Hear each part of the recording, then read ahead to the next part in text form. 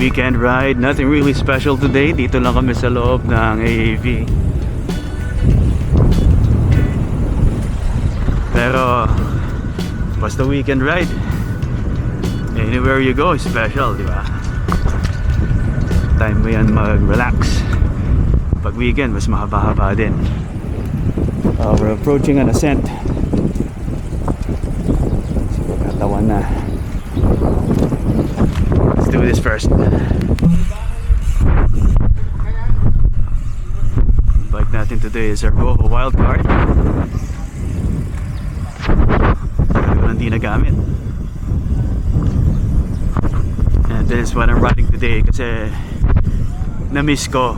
At yung trigger niyan was my Linsky. I've been using my Linsky for nag-trail ride kasi tayo. Use the Linsky. Then I used it again, no? So nakadalawang in succession ako na Linsky. And natuwa ako, of course. Yung bakal feel, yung compliance ng metal frame, no? So isip ko, sige, I wanna use my Chromoly bike again. So linabas ko to, and ito, I'm very pleased. We've ridden 26 kilometers so far and happy boy.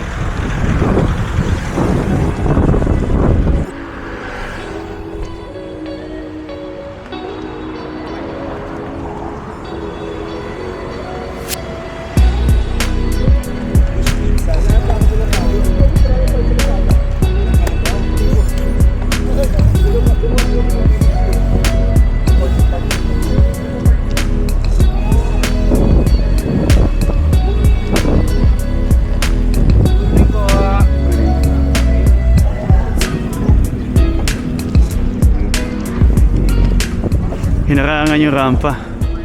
Oras ng delivery.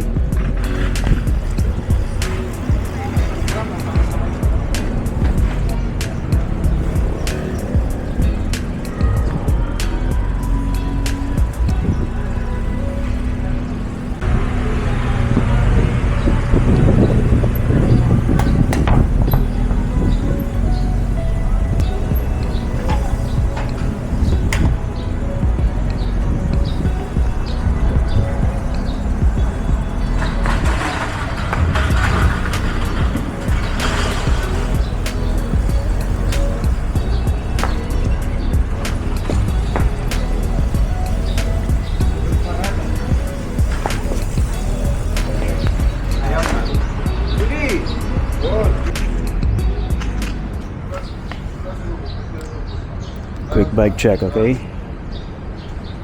Maski ako gusto kong i-bike check. Ang tagal ko nang di nakita to eh. Nasa loob lang ng kwarto to eh. Yan, so GRX 400, which means 10 speed lang yan. Dati ito naka Tiagra. So, Tiagra crank arms pa rin. This is a carbon chain ring from Rotor. 10 speed lang, as I mentioned. Pero 1128. It's not really a climber. Kulang ang gearing mo, mabigat pa yung bike mo. So, wag mong i-ref pa yan. It's a heavy bike. Obviously, bigat din lahat ng components yan. Bakal halos lahat eh. Alloy yan. Alloy stem, alloy bar. Deda yan, deda. Dating temporary bar ko sa Colnago. Carbon lang dito yung fork. Brooks saddle. Bigat din yan, pero comfort, long distance.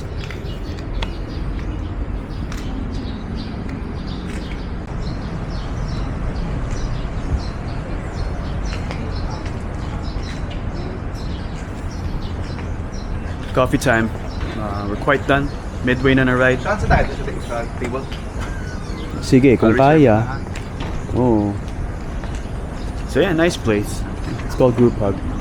First impressions ko dito, para siyang para ka nasa Koenji, Tokyo, no? Siyang small neighborhood cafe. At ang lakas na dating kapag ang datingan mo ay small neighborhood cafe.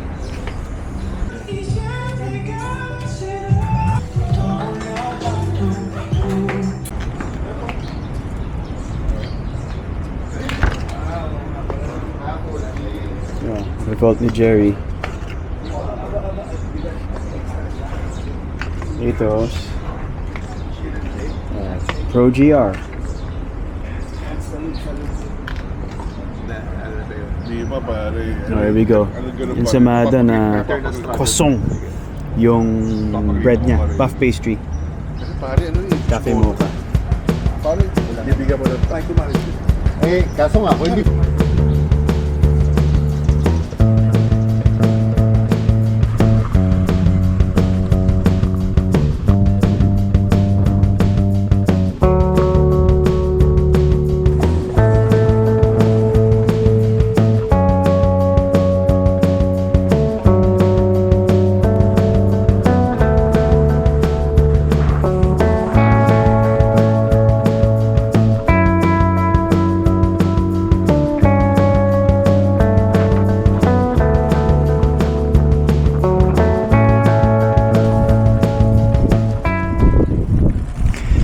Ang ganda ng concept ng power to weight ratio, no? And I'm bringing this up kasi it's related to what we were talking about earlier ng grupo.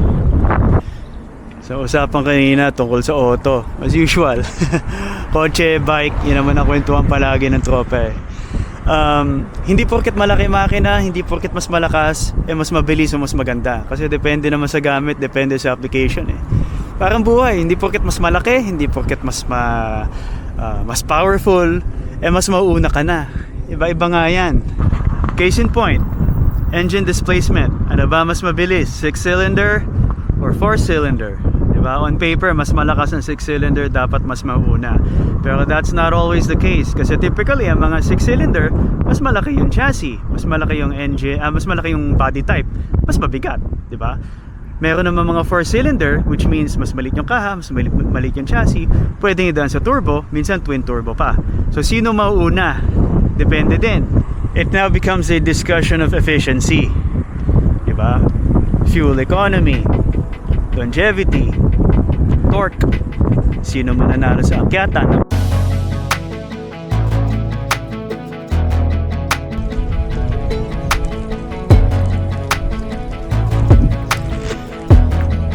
Sa usapang power to weight ratio, wag na tayo lumayo. Let's use cycling as an example.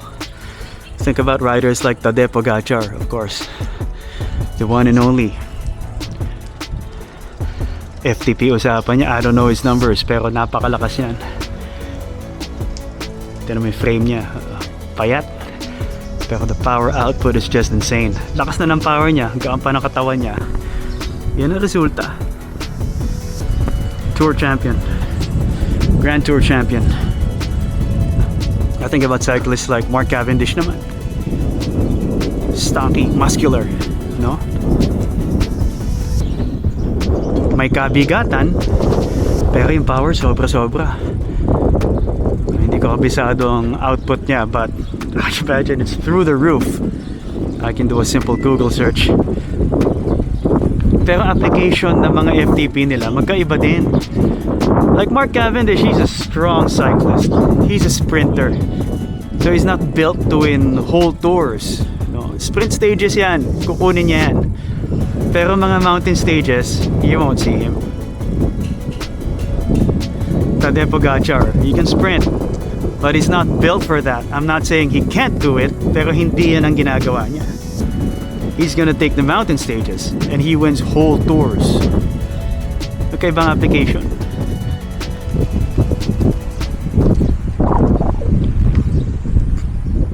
Maganda ang FTP ko actually.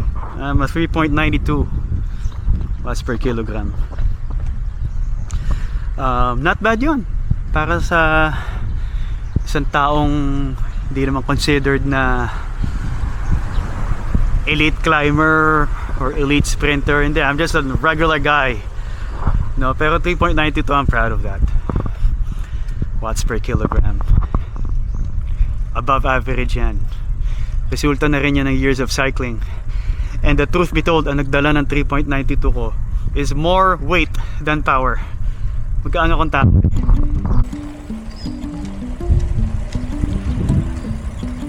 Galing, di ba? Simpleng usapan ng makina, BMW twin turbo, straight 6, maski 4-cylinder, displacement, engine size. Na simpleng usapang makina, ma-apply mo rin sa buhay, ano? Silbi din na small talk minsan eh.